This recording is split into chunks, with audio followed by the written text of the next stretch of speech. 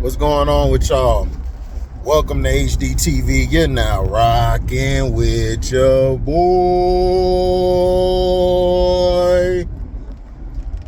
Make sure when y'all come in, man, y'all hit the like button. You guys, comment, share this to everybody. Subscribe if you're not subscribed to the page. We got fantasy football going, guys. You guys got to hurry up. Deadline is coming up soon. I'll give you the exact date. I got to talk to my brother about it. We'll let you guys know what it is. If you guys want to get in, let me know. Excuse me. Let me know. You know what I'm saying? If you're trying to get in.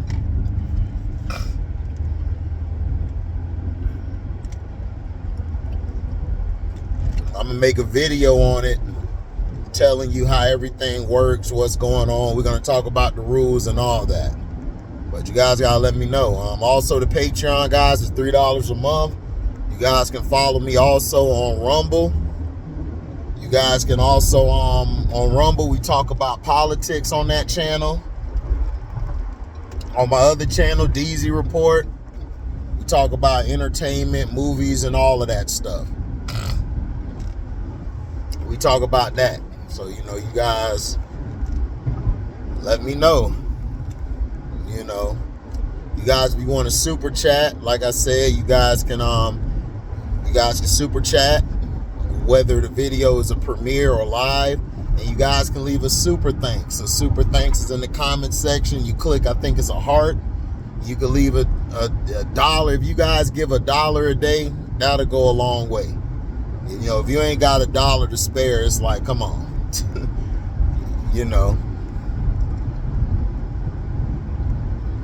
So we're going to get it started.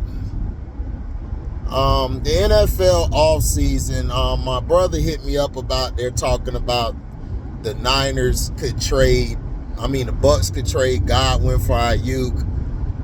Dog, does people understand that trading in the NFL is very hard to do? It's very hard to do. It's not like the NBA. The NBA, you can make all these type of trades, but now the way they made it, people just can't go sign anywhere else like they want to. So they put a big clamps on free agency because they seen what they created by letting LeBrownies do what he did, and then that opened a whole ripple effect. And you got all these old guys coming out like Mario Ellie and Michael, all these guys like, I just couldn't picture calling Magic to go play with him. Yeah, y'all didn't do that because it was a different game. You guys didn't, it didn't matter then. The money wasn't as big as it is now. Plus, guys have a chance to do what they want to do. Free agency wasn't really used like that when y'all played, because y'all were so accustomed to playing the one team. But y'all guys could have did all of that and stuff. The issue is that the issue happened when LeBron used free agency, when he took less money so he could form that big team in Miami. That messed everything up because now everybody saw, okay, we can do it. So then when the Warriors did it, everybody had a problem. Everybody wanted to crush KD now. It's like, bro, I don't care about careers. I care about the baller. Like, if the baller on the court, nigga, we finna get the ball out there, go play. NFL free agency, not free agency, but the NFL, the way their contracts are structured, you mainly want to be drafted. Like, drafting and free agency are the two biggest markets for their league, the way the contracts are set up. In the NBA, the draft really don't mean jack. It really doesn't. It used to, but now it doesn't, because now you can have player movements. So that's why the Knicks made that trade to get Mikal over there, so they wouldn't get caught up in that new bull crap that they putting out, which is they're saying, oh, it's to punish the league. No, they know they made a mistake with LeBrownies when he ruined the league. But everybody want to say KD. No, KD didn't ruin the league. The West still was competitive. You still had teams winning almost 48 to 50 some games that was in the 7th, 8th, and 9th seed, bruh. What are you talking about? This dude was in the East and went to another team in the East and weakened the East some more. Y'all don't understand geography or understand the schematics of things. That's why I'm here, to break it down for y'all slow asses. Because y'all dumb as hell. Y'all really are. And it's just mind-boggling how brainwashed y'all are. So the NFL wants to create all this stuff because they're trying to sell their page, they're trying to sell their channel. News isn't going well. This is why I said 24-hour news was the biggest mistake ever made, because now people can make up all this type of stuff, like with the Steelers thing. They're trying to make up a whole thing that has Fields and Russell going at it. Mike Tomlin came, they put this on the internet. They said they made up a whole lie on Instagram that Justin Fields said something to Russell Wilson and they got in a fight. And I'm like, people are like, dude, Russell Wilson has a calf injury. He wasn't even out there. And if he was, he's not finna go swing on somebody with, that ain't even Russell Wilson's DNA. See, they're trying to make and paint black quarterback. This is the same bull crap we've been dealing with since the beginning. Like, they're using the media to make black athletes look bad. This is why I tell y'all, stop listening to the damn media. Stop listening to these sports shows. Ryan Clark's guilty as well. All of them are. These guys have to compromise themselves to get a check. So stop believing in these guys. Go do your own research.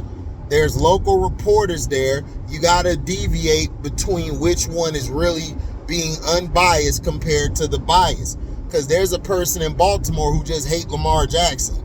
And he just continues to pile on Lamar Jackson. Lamar Jackson could have got the day off from practice to go get a coffee or something and go chill with his daughter. Oh, it's going to be a problem. They're going to say, oh, he's not taking it serious or hard enough. You know, people are idiots. People are very dumb. They let other people steer them to where to go.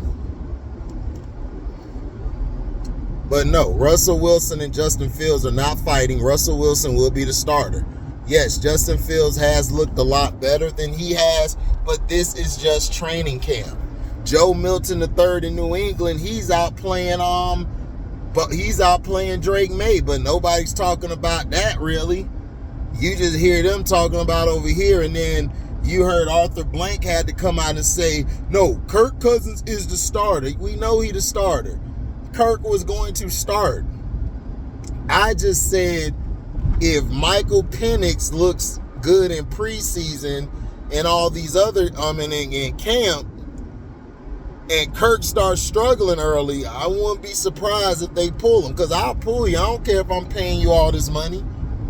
You just going to be paid that money. But the NFL has chosen greed over the development of talent. Now, Kurt Warner came out with his bullshit. Oh, it's too many dual threat quarterbacks. People need to go with the old pocket passer. Kurt, this ain't 1950 no more. These defensive end and linebackers are running under 4.5s, dog. Are you kidding me? These guys are like running like, these guys are 6'4", like 250 or 260, running 4.6s. That's equivalent to a speedster running a 4.19 or 4.2, bro. Dual threat quarterbacks aren't doing nothing, right? Then how come the guy who won 3 Super Bowls and Patrick Mahomes is a dual threat quarterback, right? Because he don't throw from the pocket, he play off script football. Now you talking about dual threat. It's a difference between dual threat and backyard football. But see, Kurt Warner knows you guys are dumb, so he can say that. Let me tell you the difference. The dual threat quarterback is a quarterback who can scramble and throw the ball. That's a dual threat quarterback. Patrick Mahomes is a backyard football player, off-script football guy. He's not an on-script player, but he's won 3 Super Bowls because he's had a solid team around him. And don't give me that crap, oh, his receivers dropped the ball. No, Patrick Mahomes was throwing a lot of bad passes. We showed you the game. And we showed you that his receivers aren't getting in a rhythm because these receivers aren't used to playing backyard football.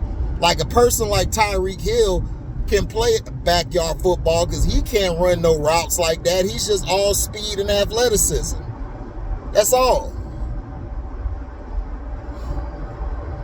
So, dual threat quarterback is a quarterback who can run and throw. But they're on script. They're on script. They're scanning, trying to get the ball out. Nothing's there. Then they use their legs to get out of danger.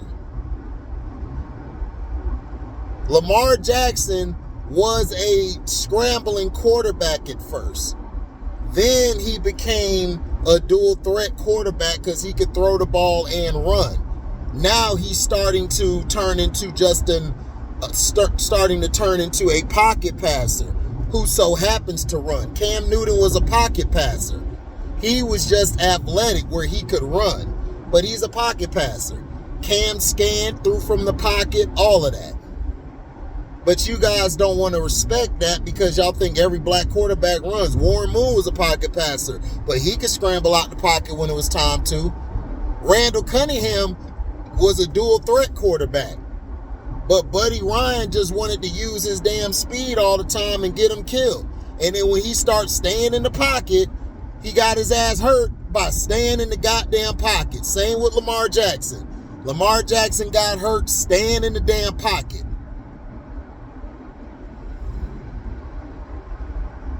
This is the problem, Kurt Warner. Guys like you who want these guys to be a regular pocket passer, I'm going to be real with you. Pocket passers aren't that great in the pocket all the time because depending on what their line is, if you have a terrible line, you would get a dual threat quarterback. Now, Patrick Mahomes is a backyard football player. You could try to say he's dual threat, but he can move outside the pocket and he can throw the ball, like he can scramble and get away, and he has very deceptive speed. So yeah, you want to say he's dual threat, whatever. Yeah, he's a dual threat. He could run and then he could throw. Dual threat was put in there to take off the takedown, to basically label black quarterbacks so they could minimize their value. But if you want to say dual threat, we could say that. Jalen Hurts is a dual threat guy. He can throw the ball and he can run. Those are dual threat quarterbacks. The difference is Jalen Hurts can play within a system. Pat really can't. Pat got to play off script. And Pat won 3 Super Bowls. The last pocket passer to win was Tom Brady. Matt Stafford, yeah, he's a pocket passer. He won. So you had 2 win a Super Bowl. Russell Wilson's a dual threat. He won a Super Bowl. Cam got to a Super Bowl with a terrible team. So dual threat, scrambling, pocket passer, all of this shit don't mean anything no more. Pocket passers are the old get step back gunslinger. Like Justin Herbert would be considered a pocket passer because he's big and he's white. They put pocket passer on white quarterbacks to make them feel like they were smarter or better than the others when they're not. Steve Young was a dual threat quarterback. They don't ever bring Steve Young up. Dual threat quarterback, he won a Super Bowl. Joe Montana was a dual threat quarterback. He could run. He would scramble out the pocket and make throws.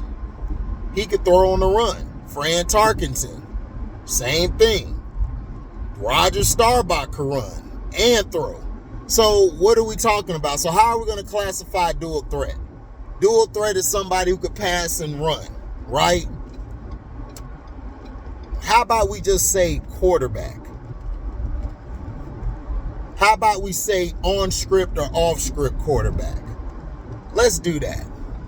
Like, let's kill all of this hyperboles and bull crap that's coming out of everybody's mouth, because the person getting sick of it. Dual threat don't mean a damn thing. They're a quarterback. They're just a guy who can run. Michael Vick, quarterback, but he could run. Everybody always talked about Vick. Oh, man, I just know Vick from running. Yeah, because that's all they show your dumb ass. Vick can throw as well. He's not the typical thrower of the ball. Like, he's not a guy who's going to throw it 30 or 40 times. He'll throw it maybe 15 to 25 times, and then he'll probably run more. He's a running style type of quarterback, but he can throw the ball. Donovan McNabb was opposite. Donovan McNabb, y'all hated on him. He's dual threat, but he threw most of the time than he ran, because he had an arm since Syracuse. Steve McNair the same way. So they put these labels mainly on the black quarterbacks. Or they try to say, well, the white guys, they're dual threat, like Josh Allen. Josh Allen can throw and run. It's like, yeah, he could throw and run. Yeah, I told y'all, Josh Allen ain't nothing but a white version of Cam Newton. That's all he is. He's another Cam Newton. He's just white, and he's dumber. Like, he can't read the defenses like Cam could. Cam could read the defenses. He knew where things were at. And plus, Cam had better control of the huddle and team than Josh Allen do. Josh Allen don't come off as a leader to me. He comes off as one of the guys. John Elway was a scrambling quarterback. He would scramble and throw the ball like when he had to, a dual threat guy, right? So what is this dual threat shit? I don't even look at it like that. Like, Lamar is scary with running the ball and throwing. But the thing with Lamar is he was a scrambler, but then, like, he got better. He got better at throwing from the pocket.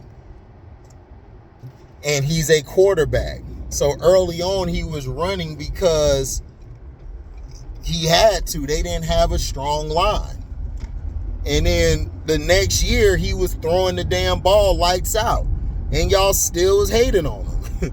So I'm like, what are y'all talking about? Lamar Jackson is a quarterback. He can throw. He can throw the ball.